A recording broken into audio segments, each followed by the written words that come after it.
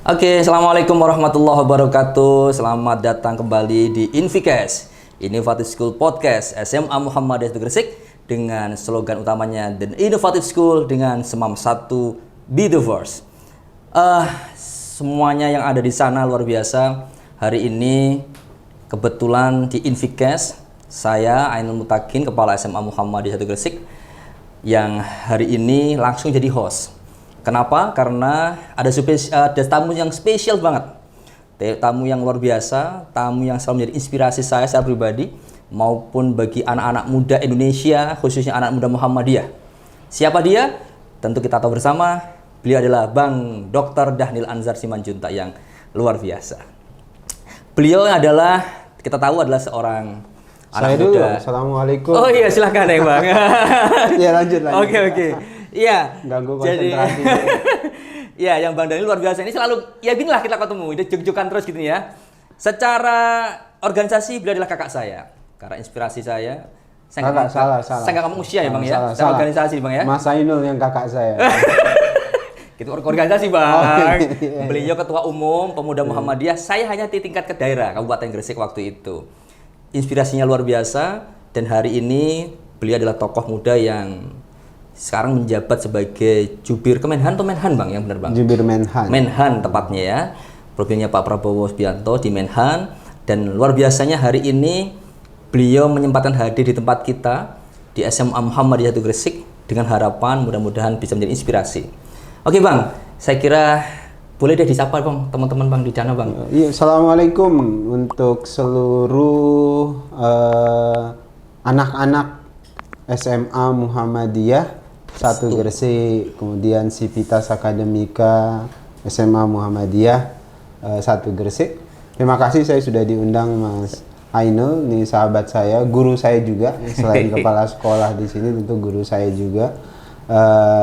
Senang bisa bersilaturahim dengan semuanya di sini, dan tentu ini SMA yang luar biasa yang saya pikir kalau saja SMA Muhammadiyah atau sekolah-sekolah Muhammadiyah semuanya seperti ini, wah itu luar biasa. Mudah-mudahan ini bisa jadi inspirasi. Ini sekolah amin. Inspirasi buat anak-anak atau anggota persyarikatan di seluruh Indonesia. Luar biasa. Dan ini kepala sekolahnya Ainul Mutakin. Siap Bang. Mungkin kira-kira jadi ketua pemuda lah menjamin saya menjadi kepala sekolah kayaknya. Gara-gara Bang Dhanil juga waktu itu gitu ya. Sehingga saya jadi ketua pemuda nggak susah-susah waktu itu. Gitu. Oke Bang. Yep. Saya sering mendengar cerita Bang Dhanil ya, mulai dari kecil sampai dengan hari ini nih Bang. Boleh deh diceritakan pada teman-teman, pada anak-anak kami semua satu Gresik. Profil singkat Bang Dhanil mulai dari kecil Pak sekarang bisa jadi seperti ini, gimana ceritanya Bang? Jadi Mas Ainul, saya itu lahir memang dari keluarga Muhammadiyah ya. Atuk saya, istilahnya itu atuk itu kakeknya bapak saya, itu bendahara Muhammadiyah seumur hidup di Barus. Ada kota kecil namanya Barus di Tapanuli Tengah. Kemudian kakek saya, orang tuanya bapak saya itu juga aktivis Muhammadiyah. Dulu beliau tentara, kebetulan tentara, tentang angkatan laut. Tapi kemudian aktif, kan dulu banyak tentara yang aktif di Muhammadiyah. Kakek saya angkatan laut tapi aktif di Sebeluaton. Jadi beliau aktif sekali di Sebeluaton. Kemudian bapak saya itu agak terputus karena bapak saya tidak aktif di Muhammadiyah, tapi atuk saya, kakek saya, kemudian nenek saya itu aktivis Aisyah gitu ya. Jadi memang secara genetika saya lahir dari keluarga aktivis Muhammadiyah, tapi di tingkat cabang ya, di tingkat kecamatan ya, di Tapanuli Tengah, nenek kakek. Nah bapak saya orang Sibolga, orang Batak ya, tapi ibu orang Aceh, orang Tamiang. Saya lahir di salah satu desa kecil di daerah Besitang namanya, perbatasan antara Sumatera Utara dengan Aceh. Nah, tapi kemudian saya menghabiskan waktu sekolah dasar itu di Aceh, di Aceh Tamiang, dulu namanya Aceh Timur, sampai dengan kelas 1 SMP. Kami kemudian bapak saya bawa kami keluar dari Aceh pada saat itu masa konflik. Konflik Pak Harto sering menyebutnya dengan istilah gerakan pengacau keamanan dulu zaman Soeharto. Nah kemudian waktu itu Aceh sangat tidak aman, ada konflik bersenjata di sana. Kami korban konflik. Bapak saya waktu itu ASN, tapi kemudian mundur, tapi kemudian beliau punya usaha namanya, kalau bahasa orang di Aceh itu panglong. Panglong itu pabrik kayu, tapi kemudian pabrik kayunya dibakar oleh nggak tahu siapa. Jadi masa-masa konflik nggak jelas siapa yang membakar. Bapak diancam macam-macam, akhirnya bapak saya pergi dari Aceh, kemudian tinggal di Sibolga. Saya sempat tinggal di Sibolga, menyelesaikan SMP. SMA saya di mana? Di SMA Muhammadiyah. Nah, SMA Muhammadiyah di Tangerang. Nah, di sini nih yang menariknya, Mas. Jadi bapak saya dari Aceh, kemudian terpuruk, pindah ke Sibolga. Di Sibolga mulai usaha baru, kemudian terpuruk juga. Akhirnya bapak terpaksa pergi ke Jakarta, tapi Jakarta tepatnya di Tangerang. Nah, waktu itu saya sudah lulus SMP. Nah, pada saat lulus SMP itu, disitulah karena kami terpuruk secara ekonomi, bapak terpuruk secara ekonomi, bingung saya harus lulus SMP, ini mau sekolah kemana? Jadi daftarlah. Saya selalu SD, SMP itu selalu, dulu masih ada ranking kan, juara 1, juara 2, saya selalu juara 1 tuh sekolah SMP. Nah, pindah ke Tangerang, daftarlah ke SMA Negeri, Mas, namanya SMA Negeri 1 Tangerang waktu itu. Tapi kemudian ada biaya sepatu, biaya macam-macam, akhirnya nggak sanggup, nggak bisa bayar, ya nggak bisa masuk. Nah, akhirnya bingung kan harus gimana. Akhirnya putus harapan ini di kepala saya waktu itu. Nah, ini nggak bisa lanjutin SMA nih, nggak bisa lanjut SMA, bapak nggak ada duit. Bapak saya waktu itu sempat jadi kenek Kopaja dulu di apa. Akhirnya mikirin, wah ini nggak mungkin bisa sekolah. Saya ikhlas aja sambil parkir, jadi tukang parkir sempat di Ciledug. Sambil parkir, akhirnya paman saya, ada salah satu paman saya di Ciledug itu bawa naik motor, ayo kita daftar sekolah. Jadi bawalah daftar ke SMA Muhammadiyah 1 Tangerang. Jadi ada sekolah SMA Muhammadiyah di Ciledug itu yang turun ke bawah begitu, kalau ternyata kalau hujan banjir. SMA Muhammadiyah turun ke bawah, saya daftar ke situ. Saya daftar ke situ, nggak bayar. Nggak bayar, gratis, daftar dulu. Kemudian syukur alhamdulillahnya selama 3 tahun saya juara 1 terus. Akhirnya saya dapat beasiswa terus. Nah, disitulah kemudian saya mulai kalau di SMP kan saya tidak aktif di Muhammadiyah karena saya di sekolah negeri, kemudian SD juga begitu. Tapi kemudian ketika di Muhammadiyah karena pengaruh kakek, nenek waktu itu, kemudian saya aktif di SMA Muhammadiyah jadi ketua IPM, IRM dulu. IRM, IRM, betul. Saya jadi ketua IRM, angkatan saya itu namanya IRM. Aktif, kemudian sekolah nggak pernah bayar karena dapat beasiswa. Tak apa yang ingin saya ambil cerita dari sini, Mas Ainul, ketika pindah dari Sibolga di SMP, saya putus harapan. Putus harapan ini nggak bisa sekolah, nggak ada duit, nggak mungkin bisa sekolah, jadi nggak ada harapan. Tapi tiba-tiba kemudian daftar ke sekolah Muhammadiyah di bawah om saya seperti ada harapan.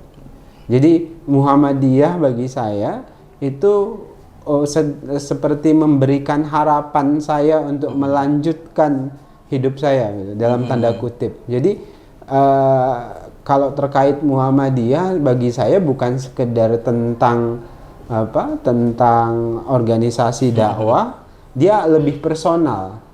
Jadi bagi saya Muhammadiyah nggak bisa menyakiti saya.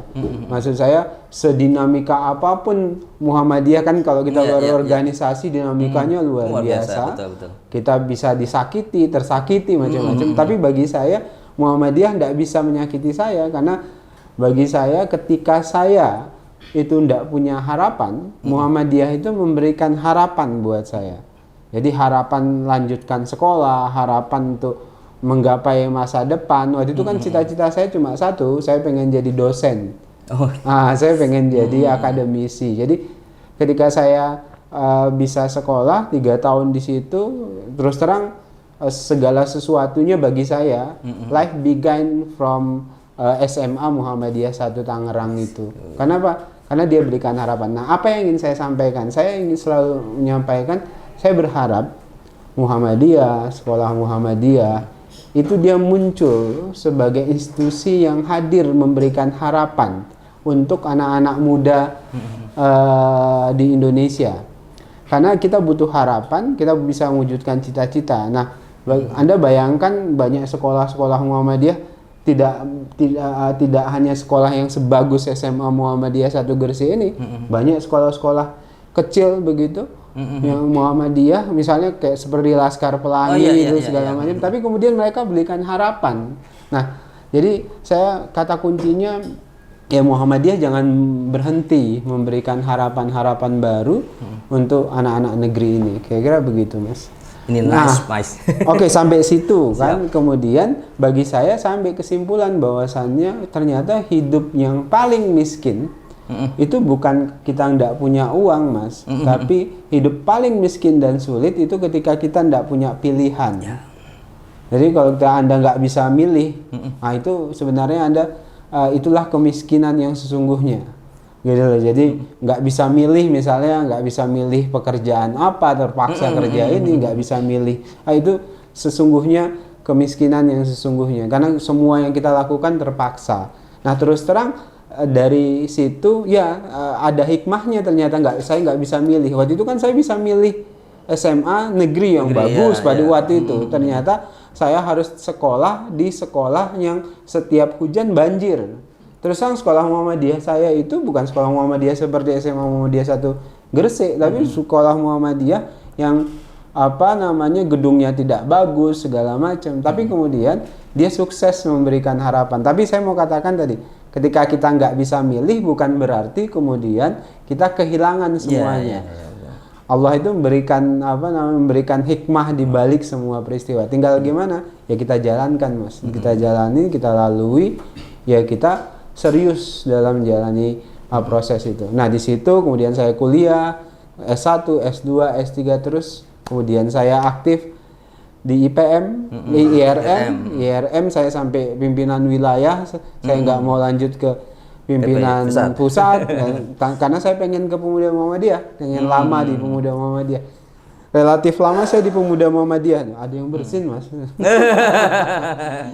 Podcastnya diinterupsi oleh bersin. Nah, jadi saya lebih lama aktif di Pemuda Muhammadiyah, mulai dari ranting di Sudimara Barat namanya, di daerah Ciledug di Tangerang, kemudian cabang, saya pernah jadi wakil ketua cabang, kemudian di daerah, wilayah, sampai kemudian akhirnya saya jadi ketua umum pimpinan pusat Pemuda Muhammadiyah.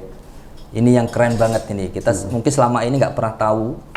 Mungkin taunya kita Bang Daniel orang yang mungkin sudah berada, mungkin ya, orang-orang langsung sukses kira-kira begitu. Ternyata berawal dari sebuah situasi keluarga yang tidak menguntungkan. Bahkan pilihan-pilihan menjadi aktivis Muhammadiyah itu pun berada di sebuah wilayah tempat yang mungkin kita nggak pernah bayangkan, di sebuah sekolah yang namanya SMA Muhammadiyah 1 Tangerang. Keren, Muhammadiyah Tangerang bisa menciptakan sosok Bang Daniel nih. Keren teman-teman di Tangerang. Jadi saya mau cerita sedikit, Mas. Jadi saya jadi ketua IRM sambil parkir, Mas. Jadi tukang parkir. Jadi dulu teman-teman IPM Ciledug, di IPM Tangerang, IRM itu suka rapat di area parkir saya. Jadi ada rumah sakit ya. Betul, ada rumah sakit Medical Lestari Ciledug namanya. Saya parkir di situ karena pulang sekolah jam 4 sampai jam 8 saya parkir. Saya parkir di situ. Kadang-kadang rapatnya di situ. Saya ketua IRM, kami rapat. Jadi saya beda dengan anak sekarang kan. Anak-anak saya juga kerasa ya. Jadi dulu kita punya tanggung jawab ekonomi yang harus kita selesaikan segala macam. Nah, baru kemudian agak berubah begitu ketika saya lulus. Nah, itu saya harus sebutkan ya, ada momentum di mana orang tua saya juga secara ekonomi membaik. Beliau kembali ke Medan, kemudian beliau mulai usahanya segala macam. Ketika kuliah tuh ekonomi kami relatif jauh lebih baik dibandingkan, saya lebih beruntung lah ya dibandingkan dengan pada saat sekolah. Nah, oleh sebab itulah ketika saya kuliah, terutama ketika lulus S1 ya, bapak saya ngelarang beasiswa. Pokoknya urusan sekolah kuliah sampai S3 saya yang bayarin, kira-kira gitu dulu. Nah, Jadi ada momentum loncat begitu, cepat gitu. Jadi makanya saya selesai S3 relatif lebih cepat gitu. Jadi umur S2 itu umur 25, 24 saya sudah S2 gitu. S3 itu sekitar umur 28. Jadi relatif lebih cepat. Enggak, umur 30-an ya, 30-an S3. Jadi ada extensial leap istilahnya. Jadi ekonomi kemudian orang tua juga banyak membantu.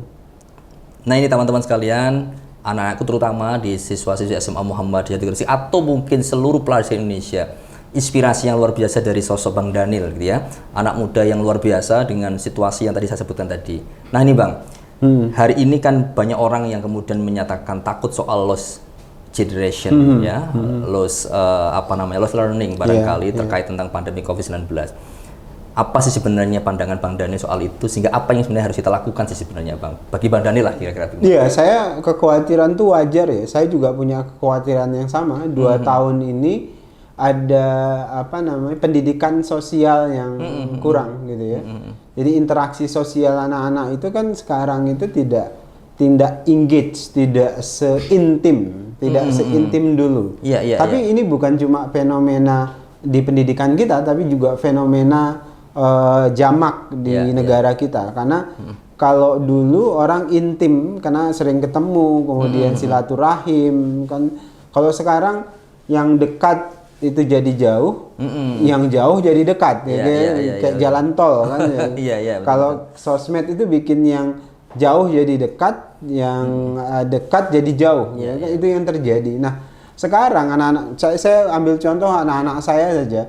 Jadi waktunya habis di gadget betul. Dan itu diperparah dengan pandemi kan. Semuanya harus sangat tergantung dengan ini. Ini negatifnya. Negatifnya mereka tidak engage secara sosial. Maka kita akan temukan anak-anak yang antisosial, jadi lebih egois. Jadi lebih egois, lebih asosial, dan mereka bermasalah ketika berhubungan antara satu dengan yang lainnya. Nah, itu menurut saya PR yang harus segera kita perbaiki ketika pandemi ini selesai, Mas Ainul. Jadi karena misalnya terkait dengan manner saja, etika saja. Mungkin Mas Ainul sebagai guru setiap saat pasti berhadapan dengan itu. Jadi anak-anak kita ini ada masalah dengan etika. Jadi saya selalu sebut begini. Berani nggak sekolah Muhammadiyah ini, tidak hanya banyak sekolah-sekolah yang lain itu campaign tentang keunggulan akademik, inovasi macam-macam. Tapi kemudian sedikit sekali yang berani menyebutkan, misalnya sekolah kami itu adalah sekolah yang bisa memajukan etika, memajukan akhlak, meninggikan akhlak. Berani nggak begitu? Ya, kenapa? Kalau bahasa di pendidikan memajukan karakter. Nah, jadi bagi kita untuk di Muhammadiyah lebih populer dengan menggunakan istilah memajukan akhlak. Nah, itu PR menurut saya. Jadi mengkombinasikan akhlak dan ilmu sebagai satu bagian yang bersenyawa itu penting sekali. Nah, sekarang PR kita ada di situ, Mas Ainul, menurut saya. Iya, memang betul Bang. Jadi memang fenomena-fenomena pendidikan hari ini memang, kita bicara soal ini ya, perjalanan Bang Daniel tadi, kemudian hari ini tiba-tiba seluruh pelajar di seluruh dunia barangkali mengalami situasi seperti itu yang sama tadi, mereka nggak punya pilihan. Mereka harus kemudian menghadapi situasi-situasi itu. Tapi bangsa ini, negara ini butuh anak-anak kita hari ini ke depan menjadi pemimpin-pemimpin yang luar biasa tentunya Bang kan. Kira-kira pesan-pesan apa nih Bang bagi anak-anak kami supaya mereka tetap bisa melewati itu, terus kemudian ke depan dia menjadi pemimpin yang kita harapkan lebih baik daripada hari ini begitu kira-kira Bang. Nah, saya mau ambil dari kata inovasinya, jadi tagline-nya sekolah ini. Inovasi itu menuntut perubahan yang cepat, menemukan sesuatu yang baru, yang semakin maju. Dan inovasi itu sebenarnya adalah simbolisasi dari gerakan Muhammadiyah. Berkemajuan itu menuntut inovasi yang terus-menerus tanpa henti, gitu kan kira-kira. Nah, pada hari ini, zaman seperti sekarang, yang dituntut dari anak-anak itu tadi adalah beradaptasi dengan perubahan yang cepat. Tapi bukan sekedar menjadi objek dari perubahan itu, tapi menjadi subjek dari perubahan itu. Maksud saya begini, ini kan sosial media, kemudian internet itu membuat banyak perubahan. Kan nggak, waktunya singkat sekali. Mas Ainul, kita seangkatan sebutlah begitu, walaupun faktanya Mas Ainul lebih tua daripada saya. Jadi gini, Mas Ainul coba bayangkan. Mas Ainul zaman kita itu masih kirim-kirim surat kan? Mas Ainul masih nikmati itu kan? Betul, masih nonton Doraemon di hari Minggu. Kan? Kita masih nonton itu. Kita masih main gundu, main kelereng. Sekarang betul. jarang sekali yang main kelereng. Itu kan semuanya interaksi sosial. Tapi coba Mas Ainul ingat pada saat kita kuliah, itu berubahnya cepat kan, tiba-tiba ada internet. Mungkin Mas Ainul waktu IPM masih pakai mesin tik, masih nggak? Saya masih ketua IPM, saya masih pakai mesin tik. Betul. Waktu kemudian masuk komputer, kita pakai DOS, DOS segala macam.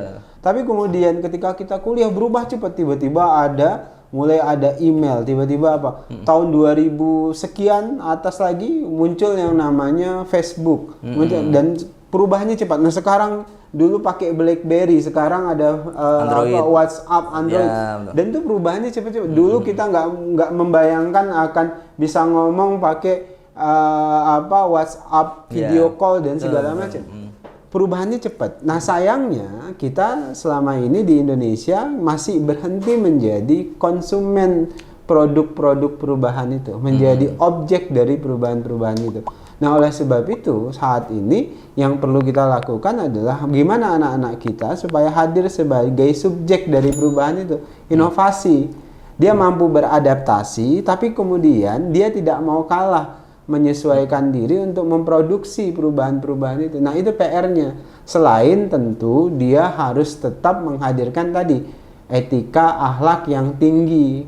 Karena kalau inovasi itu mengabaikan etika, akhlak dan ajaran agama, tentu semuanya akan ditabrak. Oleh sebab itulah menurut saya pada saat ini guru-guru, ini kalau kita sampaikan kepada teman-teman guru kita itu, sekarang ini pendidikan tugas kita udah tidak lagi melakukan transfer knowledge. Tugasnya guru sekarang itu nggak transfer ilmu, tapi kemudian mengajar anak-anak kita itu cara berpikir yang benar, cara merawat akhlak yang benar. Kenapa? Kalau transfer ilmu, kalau itu seperti tradisi mengajar zaman guru-guru kita, Mas. Ini. Gurunya Mas Ainul, gurunya saya, seperti bapak yang nggak kelihatan, beliau nonton di sana, ada kepala sekolah senior, nanti disorot beliau. Jadi, beliau dulu punya tradisi bisa jadi transfer ilmu. Ingat nggak dulu guru kita kalau ngajar, ada tuh guru kita yang ngajarnya di papan tulis, nulis saya sambil jelaskan, nggak pernah ngelihat mahasiswanya. Ada kan yang begitu? Atau ada guru kita dulu kerjanya dia baca aja. Syahbani songkok tanpa kertas kan gitu kan? Betul, iklan nih. Kan kira-kira kan gitu ya, kita baca tapi nggak pernah ngelihat siswanya. Karena dia transfer ilmu, Mas. Transfer ilmu. Nah, sekarang coba Mas Ainul jelaskan misalnya tentang sejarah Gresik, misalnya gitu. Mas Ainul, anak-anak itu bisa cek Mas Ainul dengan sesegera mungkin. Betul. Dia ambil gadgetnya, sejarah Gresik. Mas Ainul salah ngomong, dia bisa aja, Pak itu salah. Jadi yang mau kita omongkan sebenarnya nggak penting. Kenapa? Karena dia bisa cari. Udah ada semua gitu kan? Udah ada semuanya. Betul. Jadi sebenarnya apa fungsi kita? Jadi sebenarnya kalau mau cuma perspektifnya dan mindset para guru transfer ilmu, kita semuanya, saya dosen, Mas Ainul guru dosen, itu nggak ada gunanya sekarang kalau perspektifnya transfer ilmu. Karena Google, Wikipedia, segala macam itu bisa menjawab kebutuhan mereka kalau transfer ilmu. Nah, artinya apa? Artinya kita harus bergeser. Guru bukan lagi punya fungsi sebagai pentransfer ilmu, tapi mengajarkan anak-anak cara berpikir yang benar. Kenapa saya sebutkan cara berpikir yang benar? Gini, anak-anak kita punya banyak suplai informasi, tapi mereka itu tidak punya kemampuan memilah dan memilih mana informasi yang benar, mana yang tidak benar, mana yang bermanfaat, mana yang tidak bermanfaat. Mereka tidak punya tradisi menstrukturisasikan pemikiran. Nah, itu tugas kita. Menstrukturisasikan pemikiran, memfilterisasi informasi, itu kita yang ngajarin. Jadi misalnya tradisi ilmu, misalnya sederhananya begini, ini mana sih yang disebut dengan fenomena umum misalnya gitu, ini fenomena khusus kan, itu terkait dengan cara berpikir, Mas. Nah, baru kemudian kita ngajarkan tentang etika, etika, akhlak dan macam-macam. Jadi oleh sebab itulah saya ingin kasih catatan pentingnya buat guru juga ini adalah bagaimana guru-guru kita sekarang itu punya fungsi melakukan tadi sebagai orang yang mampu membenarkan cara berpikir, bukan lagi sekedar tentang pentransfer ilmu. Oke. Jadi semacam mentor itu ya, betul, menstimulasi itu betul, aja ya, betul. Karena memang apa yang sudah diajarkan, sepakat saya kira. Kadang kita ngomong ternyata anak-anak sudah ada tuh semua di Google. Buat apa kita ngajarin itu kan? Stimulasi. Bahkan ada cerita menarik kemarin Bang. Ini ada cerita menarik, ada satu kondisi di mana anak itu nggak pernah diajar gurunya. Artinya diajar guru dalam konteks ini ya daring begitu ya. Satu ketika dia bisa menciptakan sesuatu ini Bang. Sesuatu. Kemudian ditanya nih, kok bisa? Ya saya diajarin guru saya. Berapa kali ketemu? Cuma sekali. Mungkin guru itu nggak sadar sebenarnya dia sedang menstimulasi anak itu untuk mencari sesuatu. Nah itu ternyata ini sesuatu yang luar biasa. Nah, Bapak Ibu guru semua, pengajar yang profesi dengan saya semuanya ada di sana. Ini menarik. Highlightnya ada di situ. Bahwa kita bertugas tidak hanya mentransfer knowledge, tapi kita sudah harus berubah menjadi seorang coach, menjadi seorang mentor, menstimulasi anak didik kita kemudian mau belajar dan mencari sesuatu dengan cara dia. Karena hari ini mereka udah nggak zamannya lagi dengerin cerita lama gitu, udah nggak zamannya lagi sekarang. Dia harus mencari dan sebagainya. Bahkan dia akan cenderung mencari langsung tanpa bicara, langsung lewat gadgetnya. Ini luar biasa saya kira, dan ini penting saya kira bagi kita semua. Dan yang paling penting lagi nih Bang, hari ini mungkin banyak orang, ini hal lain ya Bang, hal lain yang mungkin juga bagi anak muda juga harus tahu gitu ya.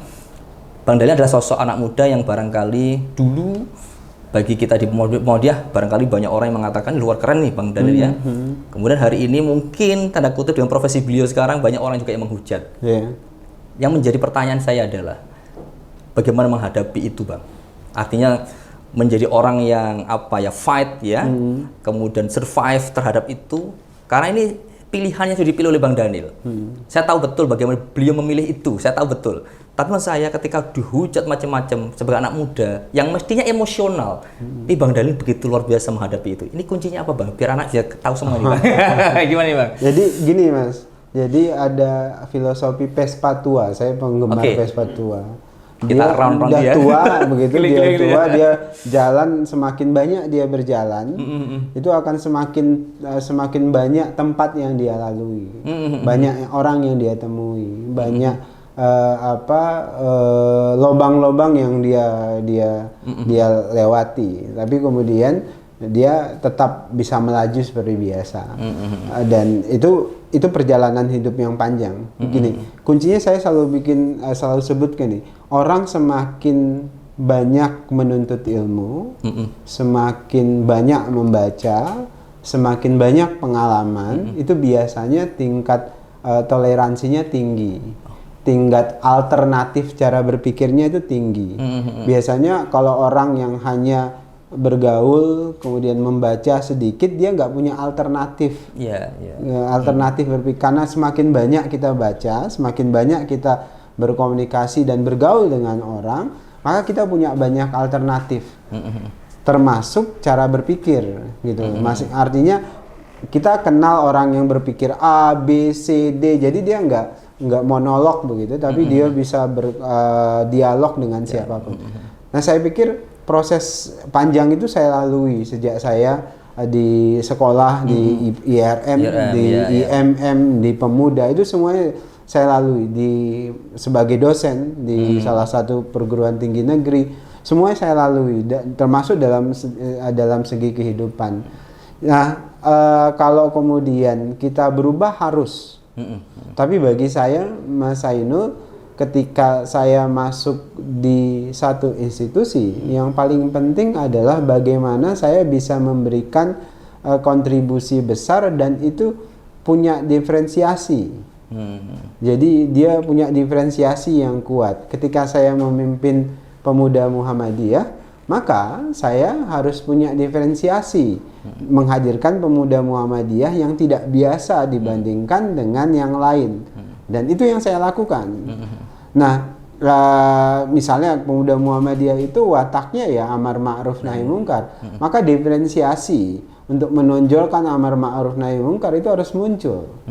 Kemudian watak anak muda yang anti kemapanan itu harus sudah muncul. Nah, tapi kemudian satu saat kita harus mengambil langkah yang lain. Karena orang kan harus terus berubah. Saya mau katakan begini,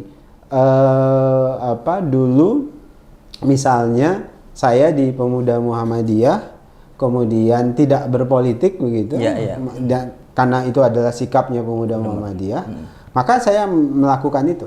Tapi kemudian saya berhenti di pemuda Muhammadiyah, saya masuk politik, maka saya juga harus melakukan langkah-langkah politik yang berani, yang mampu berkomunikasi dengan siapapun.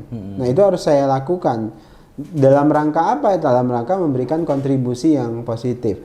Kalau kemudian langkah-langkah kita ada yang senang, ada yang tidak, itu wajar. Jadi kalau Anda berharap Anda disenangi semua orang, ya tidak mungkin, mohon maaf, Rasul saja, gitu, saya sering sebut Rasul saja yang bawa risalah kebaikan, masih banyak yang tidak suka beliau. Apalagi cuma Dhanil Anjar Simanjuntak.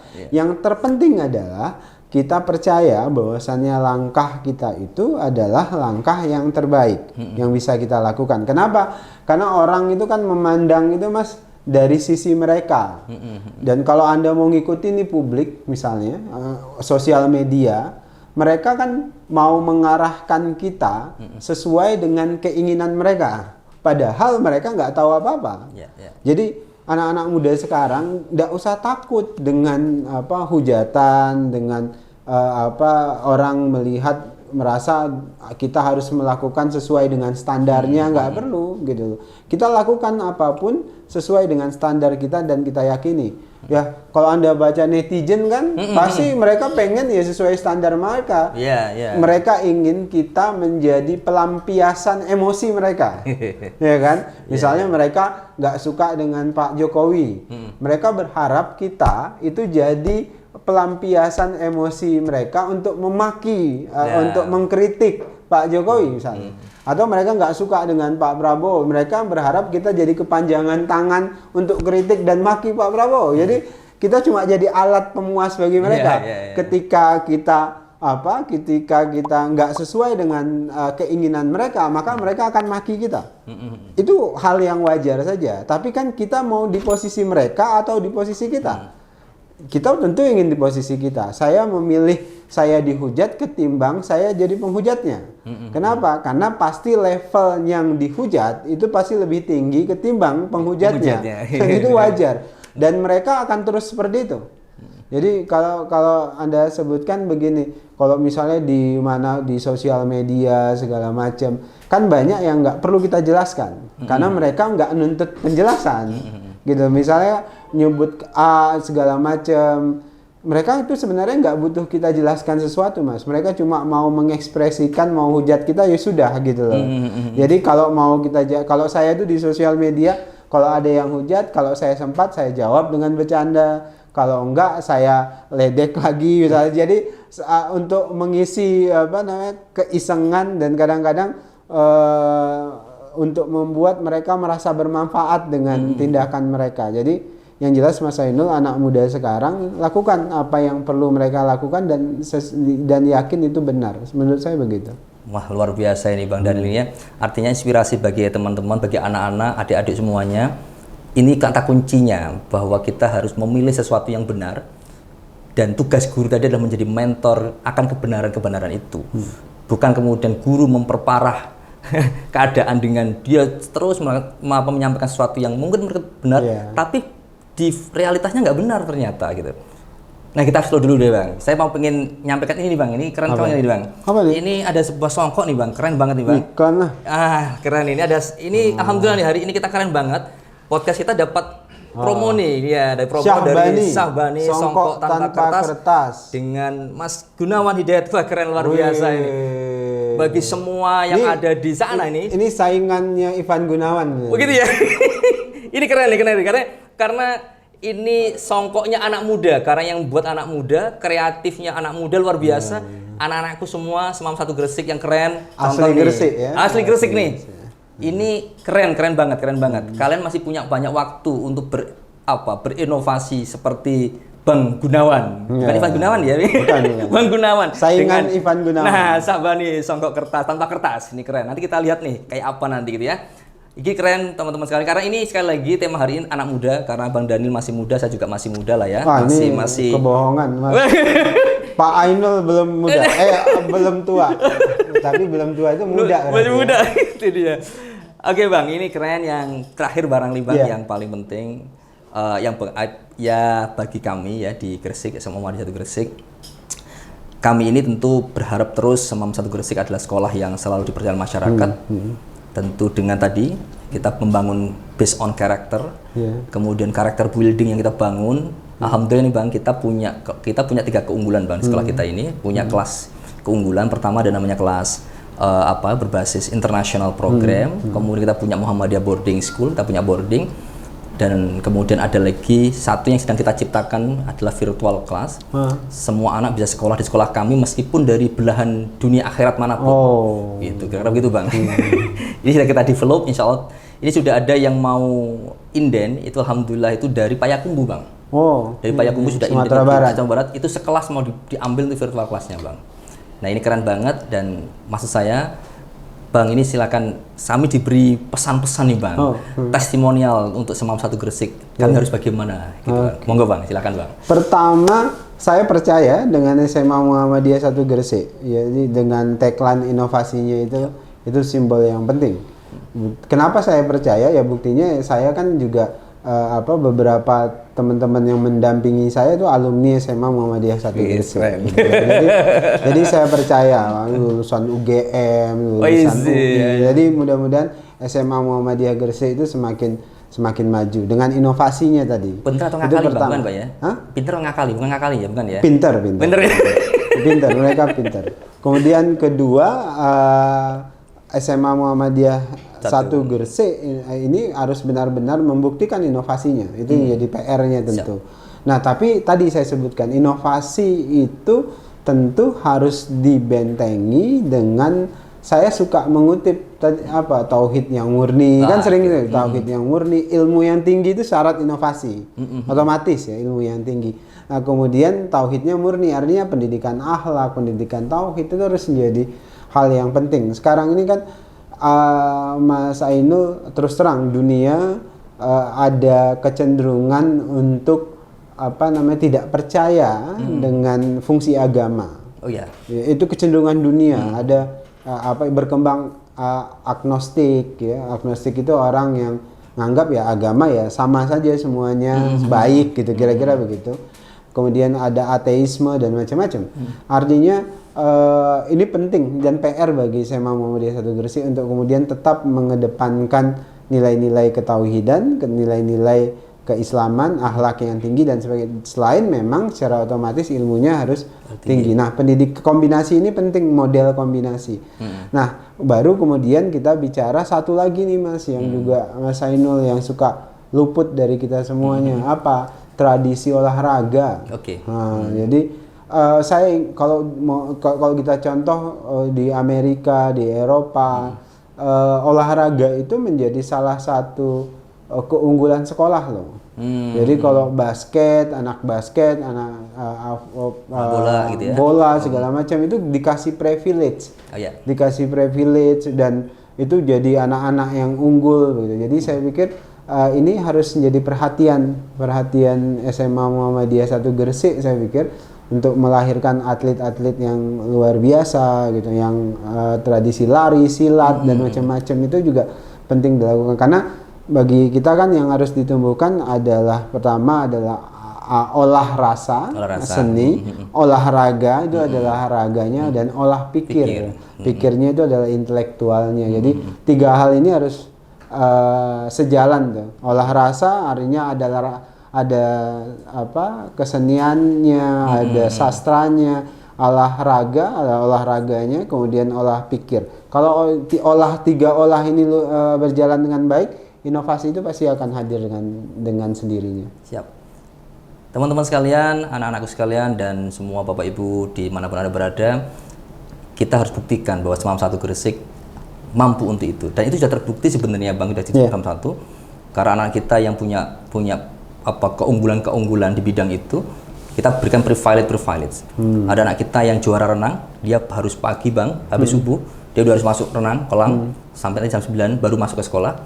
Ntar jam 2, dia harus keluar lagi, masuk kolam lagi sampai malam, sampai sore. Itu kita beri privilege, dan alhamdulillah dia juara Jawa Timur kemarin, dan insya Allah juara nasional. Bahkan anak kita yang mau masuk ke kita pun juga banyak teman-teman anak-anak yang punya prestasi. Olahraga.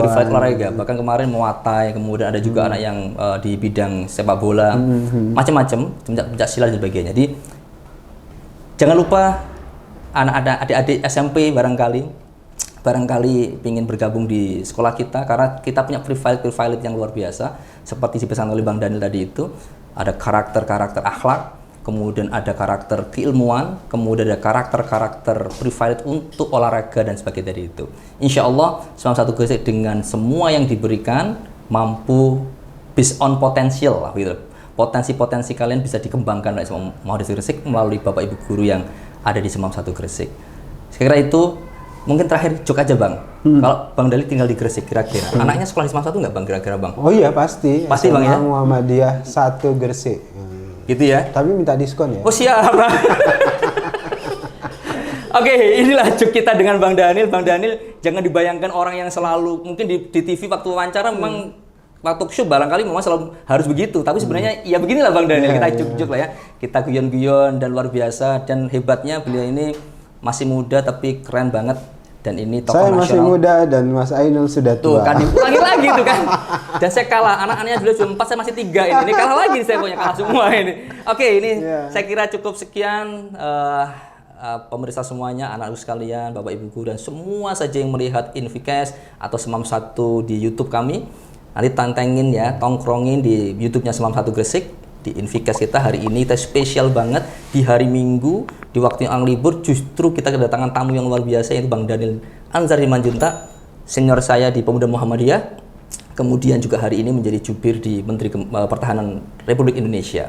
Sukses selalu Bang Daniel. Sama-sama. Sehat selalu Bang Daniel, mudah-mudahan sukses selalu, kemudian sehat untuk keluarga semua. Salam untuk keluarga Bang di rumah Bang. Sama-sama, salam juga buat seluruh Sivitas Akademika SMA 1 Gresik. Muhammadiyah 1 Bang. Muhammadiyah 1 Gresik. Jangan lupa daftarkan diri di SMA 1 Muhammadiyah Gresik. Kalau saya dapat diskon, kalau Anda nggak tahu tanya.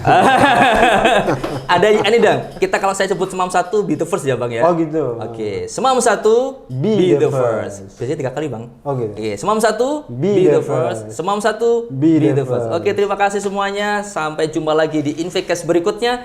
Sampai jumpa di SMA Muhammad 1 Gresik. Terima kasih. Nafsu minallah wa tunggari wa basyiril mu'minin. Assalamualaikum warahmatullahi wabarakatuh. Waalaikumsalam.